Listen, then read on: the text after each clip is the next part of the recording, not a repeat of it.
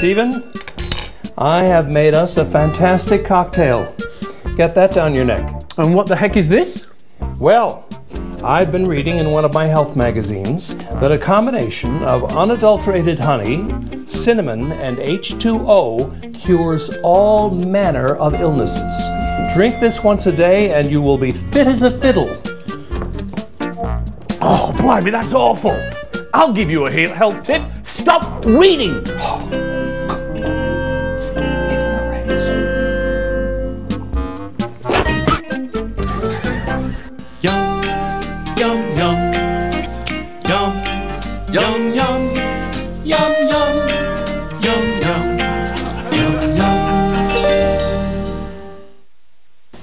Hi everybody and welcome to another edition of One Chef One Critic. I'm Karl Wells, food critic for The Telegraph. And I'm Chef Steve Watson of Central Dairies. Well, Steve, I'm sorry you didn't like my drink, but I found it quite enjoyable, actually. I'm sure you did, yes. But I do know that you like honey. Absolutely. And you're going to teach us how to pour honey properly today. Absolutely, Carl. And one little tip I have is, as you can see, honey can be quite stiff and hard to get off the spoon and things like that. What I recommend is just spray it a little bit with the pan, like so, and then pour it. There you go, like that. And you watch that. Oh, that's really cool. Absolutely. There you go. And I guess it would work for molasses or caro syrup or... Just the same way, Carl. That's a great tip. Thank you for that, Stephen. Well, coming up on the program today, our special guest is Remzi Cej.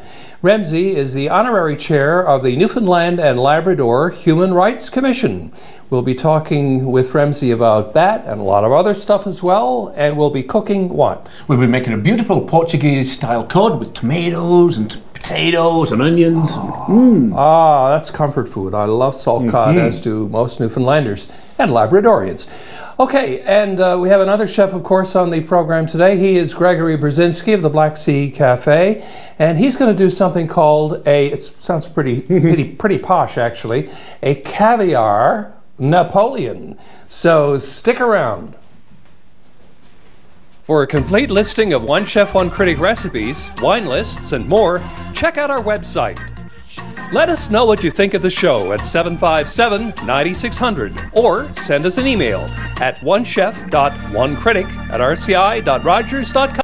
And we are delighted to welcome Remzi Cej to One Chef One Critic. Hi, Remzi. Hi, Karl. Nice to have you with us. Well, I'm not sure if you have had salt fish before, but it looks like we're going to have some today, Steve. Absolutely, Karl. Remzi, what we're going to be making is a Portuguese-style cod, and we're going to lay some potatoes in the bottom of the dish with some onions, some saltfish, and look at these beautiful saltfish fillets that we have here, and then some more onions, potatoes, and things like that, and then cover that with a tomato sauce and bake it in the oven. I find it's really difficult to get saltfish that looks that good. Oh, it's absolutely gorgeous, Karl. I'm going to have to speak to you off camera about your supply. No problem whatsoever. whatsoever. Very absolutely stunning. Yeah. So I'll do some cutting up, then I'm going to get you to assemble it, okay? And I'm apparently making garlic bread to go with it. Yeah. Okay, great. Perfect. Remzi, I wanted to start by asking you about how it is you ended up in Newfoundland. Now, I know that originally you came from Kosovo, although I think you say Kosova. I say Kosova, yeah. So most Kosovars say Kosova. Okay. In English, most people say Kosovo. I tend to stick with Kosova. Now, I'm not going to get into the painful memories that you have about what went on just before you emigrated, but suffice to say it was during that horrible war that happened during the 1990s, and you and your family managed to escape, but you came to Newfoundland. How did that happen? So we came here as part of a refugee complement. Essentially, Canada takes in a number of refugees every year, and we came with a number of other families from refugee camps, from Kosovar refugee camps, coming to Canada. And at the time, we were brought in by a group called the UN High Commissioner for Refugees. It's the only body that essentially helps refugees during crises and during wars. And so we came in October of 2000, and were welcomed actually here by a sponsor family. Essentially, at the time when the war was happening, Newfoundland and Labrador families, along with other Canadian families, had volunteered to help refugees in settling in the local communities, so that because we're so far away from families, we don't know anybody here, it would be an easier, smoother transition for us. Yeah. Well, we're delighted you ended up here, and I'm that you delighted stayed I'm here. It's been a wonderful absolutely, time. absolutely. Ramsey, we can start to layer the the potatoes on the bottom of that. I have the easiest job Absolutely, here. Absolutely. Perfect. It's all in the technique anyway. So, and then once you've got the potatoes in there, then you can layer the onions. Can I get creative? Absolutely, absolutely. Now, are there any similarities in the food from here to? You know, I used to say not so much, but there are some foods here that are very similar to the dishes we make in Kosovo. Yeah. You know, tautens, of all dishes, tautens is a dish that we make in Kosovo, and it's exactly the same kind of recipe that we follow. Wow. Okay. We don't have molasses, but we have it with jam, or you have it sometimes with savory things like cheese. But it's a delicious dish. When I tried it here, people were saying, "Come try a Newfoundland recipe. You know, you've probably never tried this." And I tried it, and I said, "Okay, this brings me back to Kosovo because it's clearly more or less the same thing." And would you eat a lot of root vegetables and things like that, and the carrots and turnip and the cabbage? Not as much. We have a lot of vegetables, but much of our food, I was actually surprised that you're making a Mediterranean salt fish, because we eat a lot of Mediterranean cuisine. Our cuisine is inspired by the Ottoman presence in Kosovo, because we had the Turks in Kosovo for about 500 years. And they brought in their cuisine with them. So a lot of our dishes are things that you would have heard from the Middle East, things like baklava, spanakopita, which often is seen as a Greek dish, but that's right. Yeah. But a lot of the Balkans make it, and they all claim it for themselves. That's right. So they may do it a little bit differently in each country, but essentially it's the same dish, right? Yeah, exactly. Yeah. Remzi, you had the privilege of being named Newfoundland and Labrador's Rhodes Scholar. What year was that? That was 2007. It was a great honor for me. Not one that I expected to get, but I was very honored and pleased to get that chance. So you ended up at Oxford University in England. I did. And what was the focus of your studies? My interest in going to Oxford was originally to study international law, and in time there were some difficulties in getting my degree transferred here, so instead of studying law, I went for international relations. My interest in study before I went was very much in looking at conflict and how it evolves, and the civilian casualties of war, essentially, how to prevent people from, how to prevent wars from causing more civilian casualties, which, despite improvements in, soldiers sort of not being injured as much as they used to be in war and violence and other sorts of armed conflict, it seems that civilians continue to bear the brunt of the violence. In fact, people have become much more specialized, or conflict has become much more violent for victims such as children, women, seniors, and so it makes it difficult for over now. Perfect. It makes it difficult for them to survive and to thrive after war. So my area of study was post-conflict nation building. What happens after war? How can we help those individuals who have survived this grave violence cope with those effects while at the same time concentrating on the future.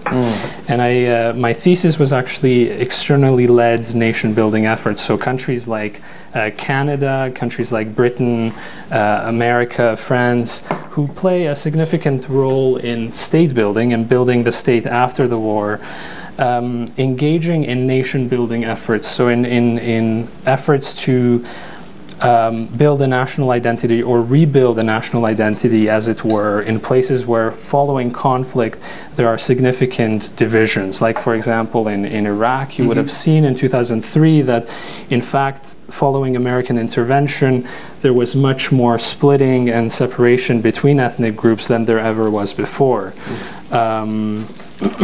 And my thesis wasn't necessarily sort of looking at what could be done to prevent that in the future, but to see whether there was a way to consider the involvement of external actors in building states. You've done a fantastic job here, hasn't he, Steve? Absolutely. He's arranged all of that. It's just wonderful, isn't it? Well, at this, I might just take your jobs. At this juncture, I'm going to go down to the wine cellar and select a bottle of wine that will pair with this particular dish. You don't drink alcohol, so we're going to have a nice non-alcoholic treat for you. Agreed. But in the meantime, I'll get something for Steve and I, and I'll be back. No problem Thanks, at all. Karl. If you just stand to one side there, I do have one finished in the oven. We'll bring that out. And as you can see, we put another layer of potatoes on there. Wow. And we put some olive oil and some tomatoes, and we bake that in the oven there for about an hour. So that other potatoes on there, and look at that. Oh, If you could only smell that. I know, smell-o-vision we need, isn't it? Delicious. Yeah, Absolutely. we do need it. Absolutely. So there we go. Wow. That's Can't it. wait to taste it. Perfect. Hi, Jerry. Look, we've got a dish up there today that I absolutely love. It's salt cod. I mean, what Newfoundlander doesn't like salt cod? But this is a Mediterranean style, so it's got garlic and olive oil and, you know, all of that wonderful Mediterranean taste. Yep. So what do you think for this salt fish dish? Well, I think we kind of got to go with Mediterranean taste in the wine, too. Yeah. So what we did was basically a blend of a few different things. That being said, they're all single varietals for the most part, but we're doing something different than your Chardonnay, Riesling, Sauvignon Blanc. So to start off, we're doing Fiano d'Avellino. This is from Campania, southern Italy. It's also grown in Sicily as well. But this grape, Fiano, is, I don't know, it's almost a little bit like our next grape, Viognier. It's a little bit floral, aromatic, slight peachiness to it as well, but great acidity. Really lovely finish and a beautiful bottle. And it's like $20. You know, really great value too. So that being said, next up, Viognier. Now, Viognier originally from France, but grown now all over the world. But California does a great job of it as well. And this is Stag's Leap, and their Viognier is excellent. Viognier being viscous again, a little bit. It's really sort of floral aromas to it. You get a little bit of that kind of apricot sort of peach aromas as well, but very clean. And when you have it with food, it does this great thing. It kind of loses that sort of perfuminess and becomes a very clean, stable wine, which I really enjoy. And then sort of the home of sort of the Southern Rhone blends, or this is actually Northern Rhone. This is going to be a blend of Marsanne and Roussanne. 90% Marsanne grape, 5% Roussanne. So similar to like what you'd find in, say, white Chateauneuf de Pape, that kind of flavors. Right. Again, maybe not as perfumed as Viognier, but it's there. You get a little bit of that kind of peach and apricot and pear kind of stone fruit going on. The viscosity with these, again, it coats your palate. You know, it's like 2% milk or homogenized milk. It's got that coating, which is great. Yeah. And I really like this with fish, especially something like you're talking about, the olive oil and, you know, tomatoes and a little bit of salt cod as well. Like that, these play very well with that. So I think you're safe with whatever you want to try. Well, you know, I absolutely love Californian wines, and I haven't had a Viognier in a long time, and the fact that it's floral with this Mediterranean dish kind of speaks to me, so enjoy. Thanks Cheers. a lot.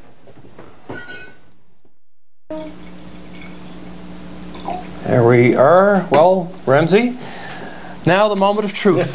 We have to pronounce judgment on this dish, which you have helped create. So let's have a little nibble of this. I had a really salty drink earlier today, so I'm hoping that this will not be quite as salty, Steve. No, I don't think it will be, Karl. No. I like that. Yeah, yeah. Beautiful texture. The layers are just coming through. Amazing. Delicious. Remzi, I wanted to ask you about the Human Rights Commission. You are the honorary chair of the Newfoundland and Labrador Human Rights Commission. Do you get many complaints during the run of a year? We get about 70 complaints per year. That's a fair number, actually. Yeah. We get about 1,000 inquiries, actually, people asking, would this fit the act? Would this be a ground on which I could file a claim or a complaint? Ultimately, about 70 people choose to file a complaint. So we get about 70 of them. So what do most of them have to do with? Believe it or not, about 60% of most of the complaints we receive in a year will be about disability, on the ground of disability. Really? Either perceived or actual disability. And that includes mental and physical disability. Yeah, I guess that kind of speaks to how big an issue that is within society in general, doesn't it? Definitely. We have a long way to go on that front. Yeah. And your day job, I guess, is with the provincial government. You're involved in program and policy development. That must be a pretty daunting kind of job. It's a challenging job, but it's interesting in many ways, because you have an opportunity to review some issues that the province and the people of the province are going through, and to make recommendations on potential changes or improvements that we could engage in together in putting them in place. Well, I just want to say in ending here that when I was reading your CV, I was so awestruck when I realized you could speak Turkish, Albanian, Serbian, Spanish, German, French, and English. I don't know how anybody can do that, but man, that's impressive. That is really impressive. Thank you, Remzi Cej, for being on the show. Perfect. Cheers. It's been wonderful, delightful, and we will be back with Gregory Bersinski of the Black Sea Café, who's going to do a caviar Napoleon for us after this. Well, the Black Sea Restaurant and Bar in the Franklin Hotel on Water Street has quickly developed a reputation for serving delicious food in a casual, intimate environment. Now, as you might expect from the name of the restaurant, the food at Black Sea is inspired by the cuisines of that part of the world. Several of the chefs at Black Sea come from Bulgaria. And of course, they know very, very well about the food of the region. And one of them was with us now. He is the executive chef of Black Sea, Gregory Bersinski. And welcome to One Chef, One Critic, Gregory. Thank you, Karl. Thank you for having me. What are you going to be doing for us today? I will prepare caviar Napoleon, which is sometimes we do special at the Black Sea. It's a very simple dish. It's a starter dish. It's basically a layer of things, anything from black caviar to salmon roe and aioli, egg whites. Yep, you've got all the ingredients laid out here. Yeah, okay. It's a very simple dish. Anybody can do it at home. Well, let's see how you put it together. Sure. So what do we start with first? Like I said, anybody have a preference. You can start with, but basically what you start is with the blinis. You can substitute the blinis with the just white bread toast. Okay. It's just as good as that. Now each layer are usually topped with the truffle aioli. At home you can just do just a regular mayonnaise. Okay. Or whatever you have like that.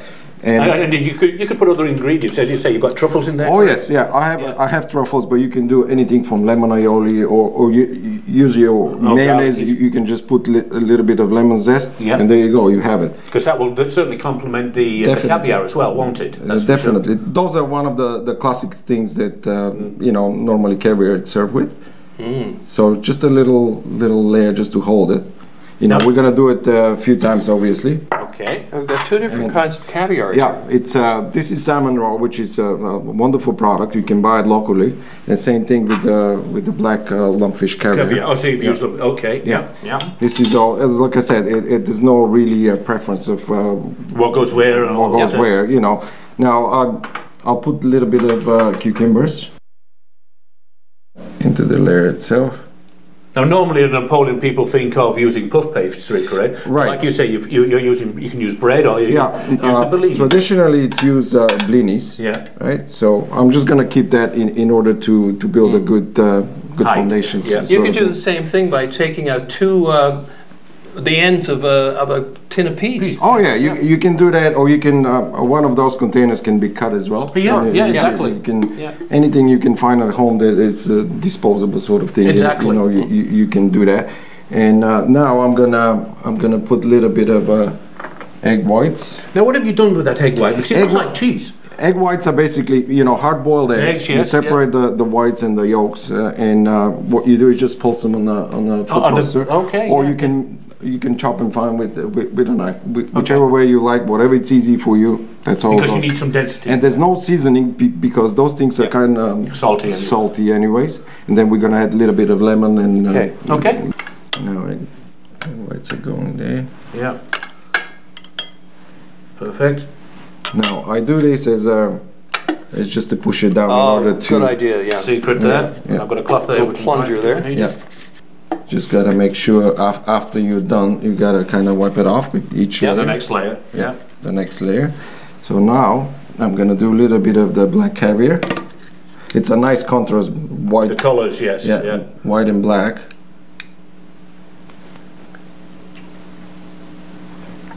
Okay. Now we're gonna do another layer of blini.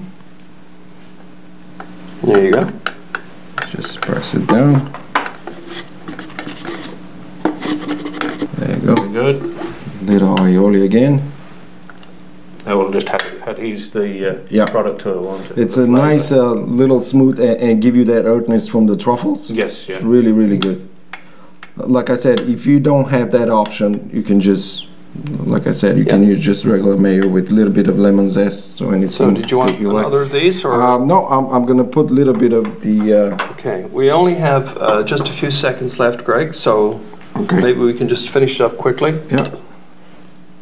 That's right there. Do another layer like that. And press it down. Yeah. Quickly like that. We do this one. And you'll need another one of these on top. I'm gonna need that on top after that. Okay, and then we can just pull that up and let folks see what it looks like because we're out of time, unfortunately. Okay, a little bit of little grains right there. And garnish. And there we go. And folks, we're going to just keep the cameras rolling and let you see this. But anyway, thank you very much for being on the show, Gregory. It was great having you. And that's it for another edition of One Chef One Critic. Looks beautiful. Yeah. Absolutely so amazing. You do like a little bit of just like that. Lemon zest. Really, really nice. And, absolutely beautiful. You can squeeze some lemon juice over it. Yeah. Get some citrus on there. Yeah.